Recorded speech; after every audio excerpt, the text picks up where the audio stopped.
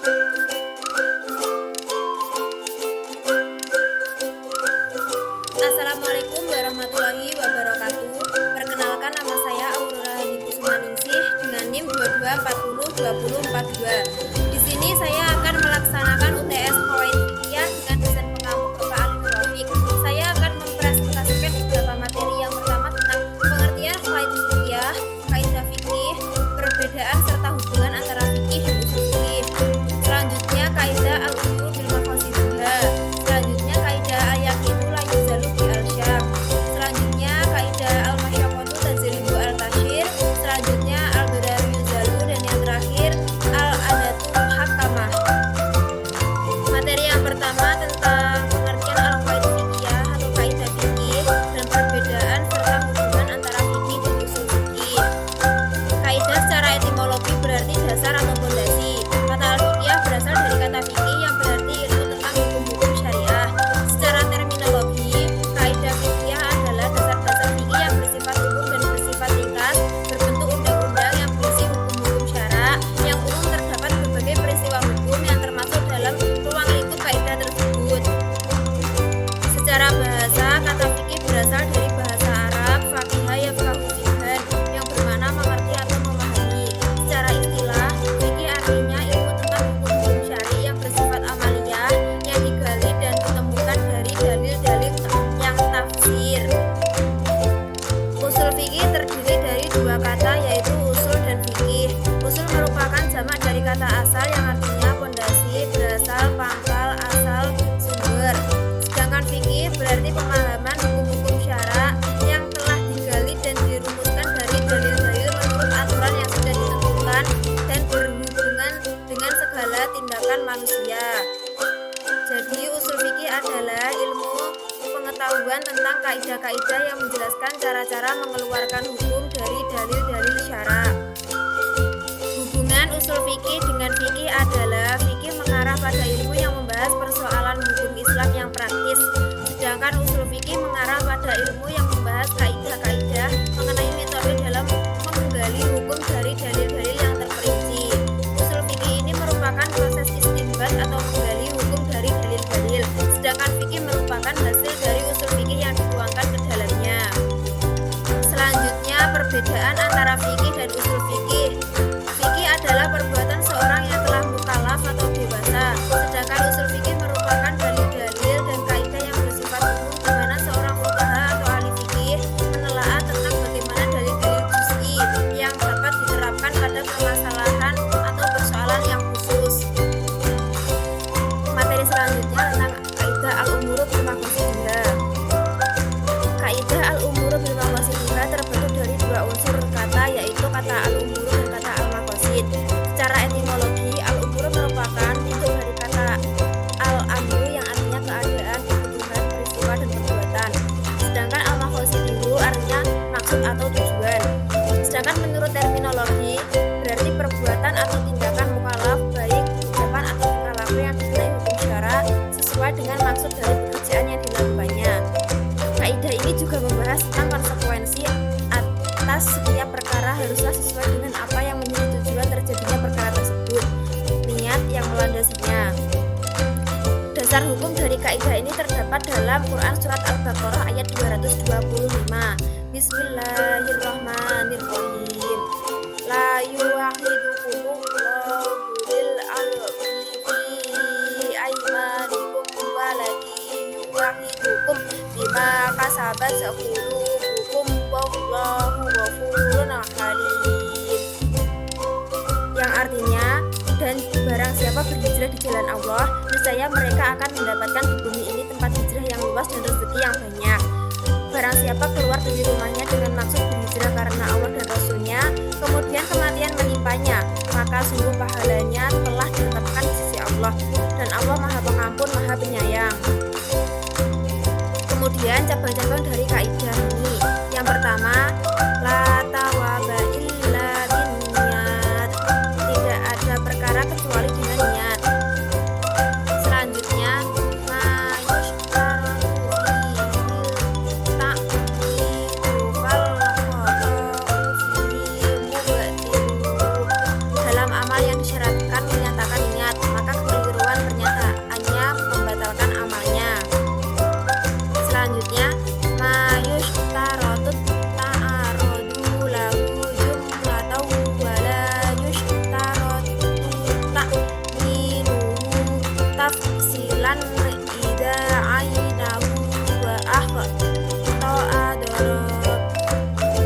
perbuatan yang secara keseluruhan diharuskan niat, tetapi secara terperinci tidak diharuskan menyatakan niatnya.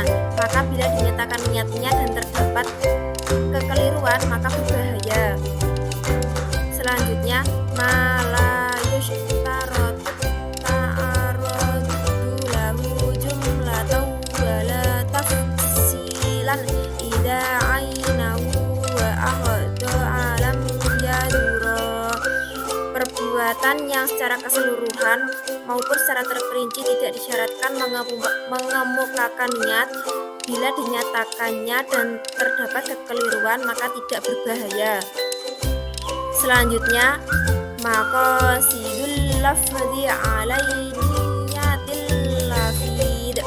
Maksud lafaz itu tergantung pada niat orang yang mengatakannya. Selanjutnya, contoh dari penerapan kaidah al-umuru bil maqasidihha. Barang siapa menjual sesuatu atau menceraikan istrinya di dalam hati tanpa mengucapkannya, maka ia tidak dihukumi telah melakukan transaksi jual beli atau perceraian, meskipun ia secara lugas menyatakan telah meniatkan demikian. Yang kedua yaitu al-yaqinu la yuzalu bi al-syak. Keyakinan tidak bisa dihilangkan oleh keraguan. Keyakinan atau al-yakin adalah kepastian akan tetap atau tidaknya sesuatu, sedangkan keraguan atau asyak adalah ketidakpastian antara tetap atau tidaknya sesuatu. Kaidah ini berarti bahwa keyakinan yang sudah mantap atau yang sealur dengannya, yaitu sangkaan yang kuat, tidak dapat dikalahkan oleh keraguan yang muncul sebagai bentuk kontradiktifnya. Akan tetapi, ia hanya dapat dikalahkan oleh keyakinan atau asumsi kuat yang menyatakan sebaliknya. Dasar hukum terdapat dalam Al-Quran surat Yunus ayat 36. Bismillahirrahmanirrahim. Wa ma yattabi'u aksaruhum illa dhanna inna dhanna la yughni minal haqqi syai'a innallaha alimun bima yaf'alun. Yang artinya, kebanyakan mereka hanya mengikuti dugaan. Sesungguhnya dugaan itu tidak sedikit pun berguna menyangkut kebenaran. Sesungguhnya Allah Maha mengetahui apa yang mereka lakukan. Contoh dari kaidah al-yaqinu la yuzalu bi al-syak. Barang siapa ragu-ragu dalam hitungan sholatnya, apakah 3 atau sudah 4 rakaat, maka peganglah yang 3 atau yang lebih sedikit, karena itulah yang lebih meyakinkan. Materi selanjutnya, al-masyaqqatu tajribu al-kasir atau kesulitan menyebabkan adanya kemudahan. Al-masyaqqah menurut bahasa berarti kelelahan, kepayahan, kesulitan, dan kesukaran. Sedangkan al-kasir berarti kemudahan. Makna kaidah tersebut adalah kesulitan menyebabkan adanya kemudahan. Maksudnya bahwa hukum-hukum yang dalam penerapannya menimbulkan kesulitan dan kesukaran bagi mukallaf, sehingga syariah meringankan sehingga mukallaf mampu melaksanakan tanpa kesulitan dan kesukaran. Pembagian al-masyaqqatu ada 3, yaitu al-masyaqqah al-azimah, al-masyaqqah al-mutawassithah, dan al-masyaqqah al-khafifah. Yang pertama, al-masyaqqah al-azimah atau kesukaran yang sangat berat. Kesukaran yang dapat menimbulkan bencana dan kesukaran besar seperti kesukaran dalam bentuk ketakutan berkaitan dengan keselamatan jiwanya. Selanjutnya, al-masyaqqah al-mutawassithah atau kesukaran yang tengah-tengah, tidak berat dan tidak juga ringan. Apabila kesukaran lebih dekat pada bentuk pertama, maka ia mengharuskan pemberian keringanan hukum. Namun jika lebih dekat pada bentuk kedua, maka ia tidak meniscayakan keringanan. Suatu kesukaran disebut berada dalam posisi tengah-tengah karena tidak dapat ditundukkan pada salah satu bentuk kesukaran. Yang selanjutnya, al-masyaqqah al-khafifah atau kesukaran yang ringan. Kesukaran ringan seperti sedikit rasa sakit pada jari-jari tangan, sedikit rasa sakit pada kepala, atau penyakit ringan lainnya. Bentuk kesukaran ini tidak dianggap dan tidak menimbulkan efek pada keringanan hukum. Adapun sebab-sebab keringanan di dalam ibadah antara lain: 1. Berpergian. Dalam berpergian boleh mengqashar dan menjamak sholat dan boleh tidak berpuasa. Yang kedua, karena sakit. Dalam keadaan sakit, orang boleh sembahyang dengan duduk ataupun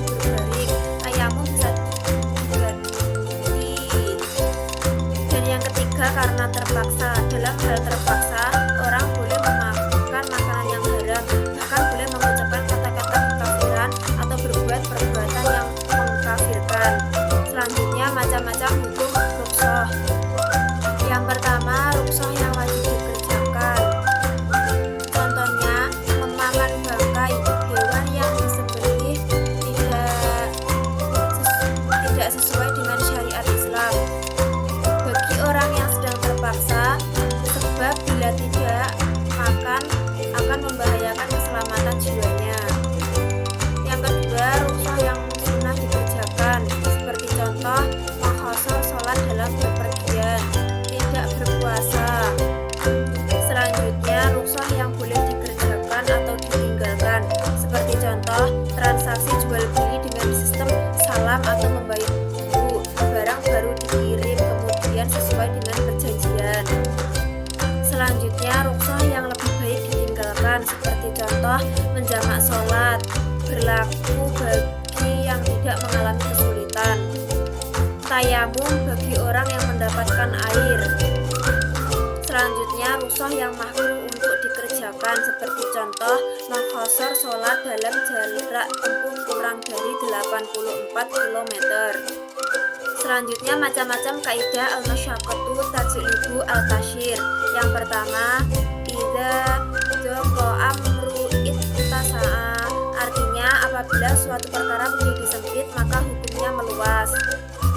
Yang kedua, idza ittasa'a dhaqa, yang artinya apabila suatu perkara menjadi luas maka hukumnya menjadi sempit. Yang ketiga, idza ta'addara aslu yusaru ilal badal, artinya apabila yang asli sukar dikerjakan maka berpindah kepada penggantinya. Yang selanjutnya, malayum irut takharuzu minhu ma'fu'an, yang artinya apa yang tidak mungkin menjaganya maka hal itu dimaafkan. Selanjutnya, al-ruhusu latunatu bil ma'asi, yang artinya kemudahan atau rukhsah itu tidak boleh dihubungkan dengan kemaksiatan. Materi selanjutnya tentang al-dararu yuzalu. Maksud dari kaidah al-dararu yuzalu ini adalah kemandaratan, kesulitan harus dihilangkan. Dasar hukum dari kaidah al-dararu yuzalu terdapat dalam Al-Quran surat Al-A'raf ayat 56. Bismillahirrahmanirrahim. Wala tufsidu fil ardi ba'da islahiha wad'uhu khaifan wa tama'a, inna rahmatallahi qaribum minal muhsinin, yang artinya, dan janganlah kamu membuat kerusakan di muka bumi, sesungguhnya Allah memperbaikinya, dan berdoalah kepadanya dengan rasa takut tidak akan diterima dan harapan akan dikabulkan. Sesungguhnya rahmat Allah amat dekat kepada orang-orang yang berbuat baik. Kemudian cabang-cabang dari kaidah al-dararu yuzalu. Yang pertama, al-dararu la yuzalu bid-darar, kemadaratan itu tidak bisa dihilangkan dengan kemadaratan yang lain. Seperti contoh, seorang dokter tidak boleh melakukan donor darah dari satu orang ke orang lain jika hal itu menyebabkan si pendonor menderita sakit lebih parah dari yang menerima donor. Kaidah yang kedua, ad-daruratu tubihul mahdurat, kondisi darurat memperbolehkan sesuatu yang semula dilarang. Seperti contoh,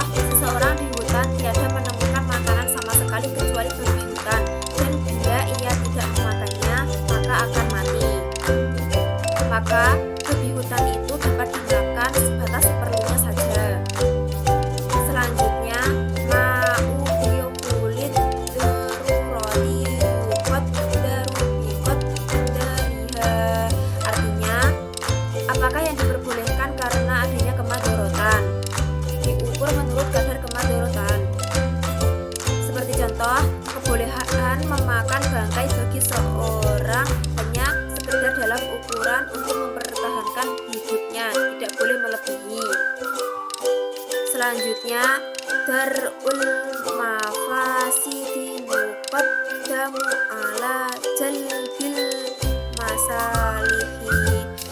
Menolak mafsadah atau kerusakan didahulukan daripada mengambil kemaslahatan. Seperti contoh, berkumur dan menghisap air ke dalam ketika berwudu merupakan suatu yang disunahkan, namun dimakruhkan bagi orang yang berpuasa karena untuk menjaga masuknya air yang dapat membatalkan puasanya. Selanjutnya, idza ta'aradal mufsidatani ru'ya aqdamuhuma dararan birtikabi akhafihima. Jika ada dua kemadaratan yang bertentangan, maka diambil kemadaratan yang paling besar. Maksudnya, apabila ada dua mafsadah bertentangan, maka perhatikan mana yang lebih besar madaratnya dengan memilih yang lebih ringan madaratnya. Seperti contoh kasus, diperbolehkan mengadakan pembedahan perut wanita yang mati jika dimungkinkan bayi yang dikandungnya masih bisa diselamatkan. Materi selanjutnya yaitu tentang al-adatu muhakamah. Kata al-ada memiliki arti berulang-ulang kembali, sedangkan arti muhakamah adalah keputusan hakim pengadilan dalam menyelesaikan sengketa. Artinya, adat juga bisa menjadi rujukan hakim dalam memutuskan persoalan. Dasar hukumnya terdapat dalam Al-Quran surat Al-A'raf ayat 199 yang artinya, jadilah engkau pemaaf dan suruhlah orang mengerjakan yang ma'ruf, sesuatu yang kebiasaan, serta berpalinglah dari orang-orang yang bodoh. Selanjutnya, masalah yang terkait dengan kaidah al-adatu muhakamah. Adat itu harus muntorid atau jelas, dan bila tidak muntorid maka tidak bisa. Contohnya, adat di sebuah negara menggunakan dolar, tetapi dolar yang beredar itu ternyata bermacam-macam. Ada dolar Hongkong, dolar Amerika, dan dolar lainnya. Adat yang bisa diterima kalau dolarnya yang berlaku muntorid, misalnya dolar Amerika atau dolar Hongkong. Maka kalau mengatakan dolar harus ada qaidnya, Hongkong ataupun Amerika ataupun yang lainnya. Ini dalam transaksi jual beli diperlukan, tidak bisa hanya disebut dengan dolar, tetapi harus ada keterangan tambahannya. Selanjutnya, perbedaan antara al-adah dengan al-uruf. Uruf adalah berbagai tradisi